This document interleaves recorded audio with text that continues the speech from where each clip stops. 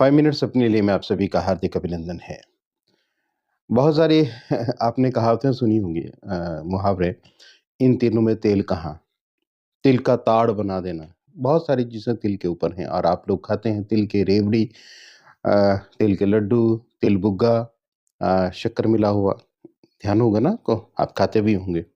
कितना स्वादिष्ट लगता है और इस मौसम की बेहतरीन चीज़ मानी जाती है सर्दी के मौसम की।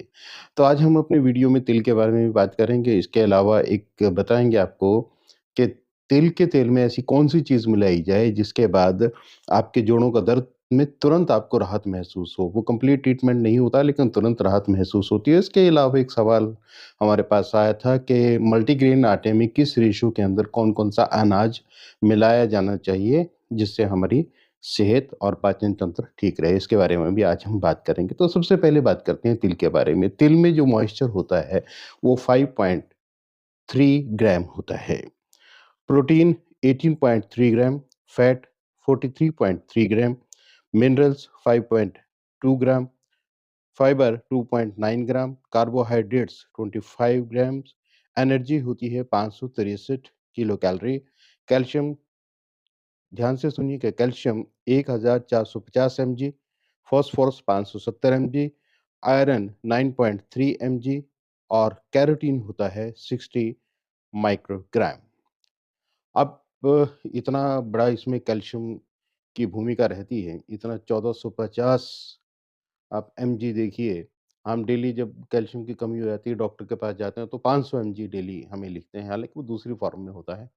लेकिन 1450 एमजी आपको 100 ग्राम तिल के अंदर मिल जाता है, क्योंकि कितनी बड़ी क्वांटिटी में मिलता है, फॉस्फोरस मिलता है। यही कारण है कि ये जोड़ों के दर्द में बहुत ज़्यादा फ़ायदा करता है क्योंकि इसमें कैल्शियम डेफ़िशिएंसी के कारण जो ऑस्टियोआर्थराइटिस आता है उम्र के हिसाब से आता है, उसके अंदर बहुत ज़्यादा फ़ायदा करता है तिल।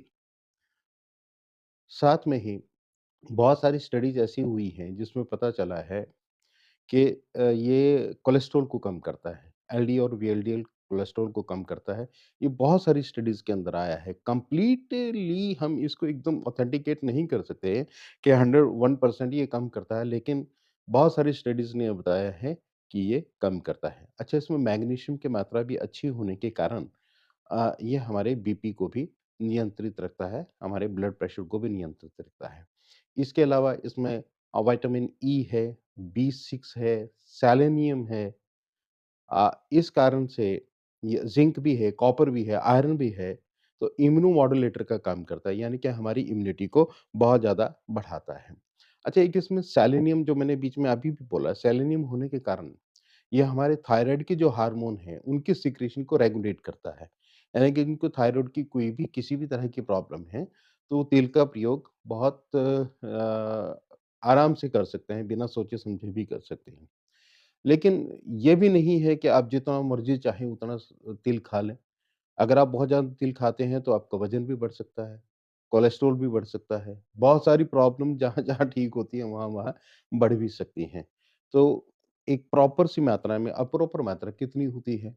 तो आप 15 से 20 ग्राम तक तिल खा सकते हैं प्रतिदिन। कितने खा सकते हैं? 15 से 20 ग्राम। अब मान लीजिए जिनको शुगर नहीं है, वो इसमें शक्कर डाल लेते हैं। तो शक्कर अगर मान लीजिए 20 ग्राम में 10 ग्राम शक्कर डालते हैं तो 30 ग्राम की मात्रा हो जाती है। तो आप 30 ग्राम उसमें खा सकते हैं। इसी तरह से लड्डू के अंदर आप 30 ग्राम तक खा सकते हैं। लेकिन अकेले जहाँ तक तिल की बात है वो 15 से 20 ग्राम से ऊपर हमारी बॉडी में नहीं जाना चाहिए। उसके बाद वो नुकसान करना शुरू कर देता है। उसके अलावा ब्लोटिंग भी हो सकती है। पेट फूलना की शिकायत भी हो सकती है ज़्यादा खाने से तो। अति तो सर्वत्र वर्जिए तो हम कई बार वीडियोज़ के अंदर बात करते हैं। अब बात आती है कि जोड़ों के दर्द के अंदर वो कौन-सी चीज़ है जो तिल के तेल में मिलाई जाए और तुरंत ही जोड़ों के दर्द के अंदर आराम आ जाए? हालाँकि मैं ये ज़रूर कहना चाहूँगा कि मान लीजिए किसी के मैकेनिकल फ़ॉल्ट है, किसी का गैप बढ़ गया है, ऑस्टियोफ़ाइट्स बन गए हैं, तो उसके अकॉर्डिंगली उसको इलाज कराना पड़ेगा। इस तेल से या जिसमें मैं जो चीज़ बता रहा हूँ, वो मिला के लगाने से वो चीज़ ठीक नहीं होगी, सिर्फ़ दर्द में आराम होगा। या इसके अलावा जोड़ों के दर्द के लिए और जो आयुर्वेदिक भी हम पंचकर्मा की तरफ जाते हैं, उसकी एक अपनी भूमिका है। या एलोपैथिक डॉक्टर जो ऑर्थोपेडिशियन देते हैं, उसकी एक अपनी भूमिका है, वो है इलाज। लेकिन ये इलाज नहीं है, एक सपोर्टिव है।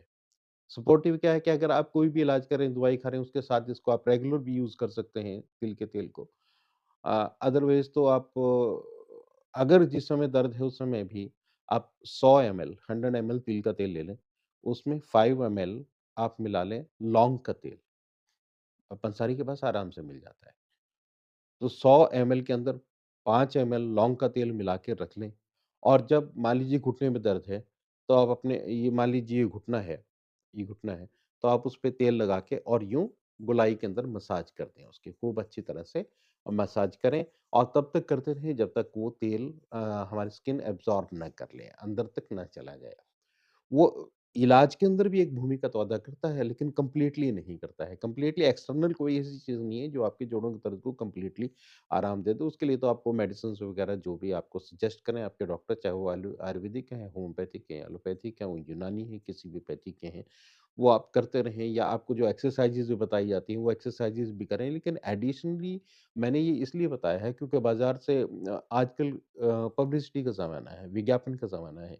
बड़े-बड़े फ़िल्मी स्टार्स आते हैं, विज्ञापन करके चले जाते हैं और हम उनके भरोसे पे बहुत महँगे-महँगे तेल खरीद लेते हैं, उसकी ज़रूरत नहीं है। देखिए, आप अपनी जो खर्च करते हैं ना, आप जो कमाते हैं, वो कम से कम बीमारियों के लिए तो नहीं कमाते हैं। वो तो अनायास ही खर्च हो जाता है बीमारियों के ऊपर, जो नहीं होना चाहिए। हम बहुत सारी चीज़ें और आयुर्वेद में प्लीज़ अगर आप आयुर्वेद की शरण में जाते हैं तो आयुर्वेद के अंदर बिल्कुल बीमारी से बचने के बहुत सारे उपाय हैं कि हम बीमार ही ना हों। बीमार हो जाएँ तो घरेलू स्तर पे भी थोड़ी बहुत चिकित्सा आप कर सकते हैं या किस आहार-विहार का प्रयोग करें कि हम बीमारी से जल्दी निजात पा लें। और आयुर्वेद के अंदर देखिए आप जितने भी तेल हैं, ज़्यादातर के अंदर जो बेस रहता है वो तिल के तेल का रहता है। चाहे हमारे हेयर ऑयल की बात हो, चाहे हमारे जोड़ों के दर्द की बात हो या किसी भी तरह के और तेल हों या जो हम अनीमा के रूप में भी तेलों का प्रयोग करते हैं। मैं साधारण भाषा में कह रहा हूँ, मैं वो मेडिकल की लैंग्वेज में नहीं बोल रहा हूँ। तो उ उसका तेलों के तेल का ही बेस प्रयोग किया जाता है। हाँ, गर्मी के अंदर तिल का तेल बहुत सोच समझ के करना चाहिए। तिल के तेल के हाँ, एक फ़ायदा और मैं बता दूँ। बहुत सारी स्टडीज़ के अंदर आया है, देखा गया है जैसे मासिक धर्म जब बंद होता है महिलाओं का जिसको हम मेनोपॉज़ल स्टेज कहते हैं, उसमें हाथ-पैरों से सेक-सा निकलना, मुँह से सेक-सा निकलना, बॉडी से एकदम सेक-सा निकलना, रात को सब लोग तो लिहाफ़ ओढ़ के पड़े हैं, तो अचानक गर्मी आना और टाँगे मार के उसको रज़ाई को या अपने ब्लैंकेट को उतार देना, इस तरह से गर्मी का एहसास होता है। तो तिल का देखा गया है कि तिल का प्रयोग करते हैं, तो इसको हॉट फ्लशेज़ कहते हैं। इन हॉट फ्लशेज़ के अंदर उसमें लाभ होता है तिल के प्रयोग करने से। तो आप हालाँकि इसको फिर मैं कह रहा हूँ कि इसके ऊपर रिसर्चेज़ चल रही हैं। रिसर्चेज़ ने अभी इस बात को पूरी तरह से स्टैम्प नहीं किया है कि ऐसा होता ही है। लेकिन बहुत सारी स्टडीज़ के अंदर ऐसा पाया गया है, बहुत सारी महिलाओं में ये पाया गया है कि हॉट फ्लशेज़ को तिल ने कम किया है। तो आप इस तरह से तेल का प्रयोग कर सकते हैं। जोड़ों के दर्द के बारे में भी हमने बताया आपको क्योंकि इसमें कैल्शियम भी बहुत ज़्यादा फास्फोरस भी ज़्यादा जाता है। इम्यूनो मॉड्यूलेटर भी है ये सेलेनियम है तो थायराइड के लिए भी बहुत फ़ायदेमंद है। इसके अलावा एक सवाल आया था कि हम जो मल्टीग्रेन आटा है, वो किस रेशो के अंदर हमें प्रयोग करना चाहिए? देखिए सर्दी और गर्मी के लिए रेशो थोड़ी-सी अलग हो जाती है। आप उसमें गेहूँ है, मक्का है, बाजरा है अ, चना है साथ में जौ है, इसका प्रयोग आप बराबर मात्रा में ले लें, गेहूँ ले ली, उतनी ही मक्का ले लिया, बाजरा ले लिया, रागी ले ली, चना ले लिया, ये बराबर मात्रा में ले लिया। लेकिन जितनी मात्रा में एक इनमें से लेंगे आप, उससे आधी मात्रा में जौ लेना है सर्दी के मौसम में। गर्मी के मौसम में वो चीज़ जौ को रिप्लेस कर लेगा बाजरा। वहाँ पे बाजरा आपको बराबर मात्रा में नहीं लेना है, वहाँ जौ को बराबर मात्रा में लेना है, लेकिन बाजरे को आधा कर लेना है। मान लीजिए मैं अगर ये कहूँ कि 100 ग्राम आपने गेहूँ का आटा लिया, 100 ग्राम आपने रागी ली, 100 ग्राम आपने बाजरा लिया, 100 ग्राम आपने चना लिया और 100 ग्राम आपने और कोई आटा इसमें मिलाना चाहा, ज्वार मिलाना चाहा, तो आपने 50 ग्राम उसमें जौ मिला लिया।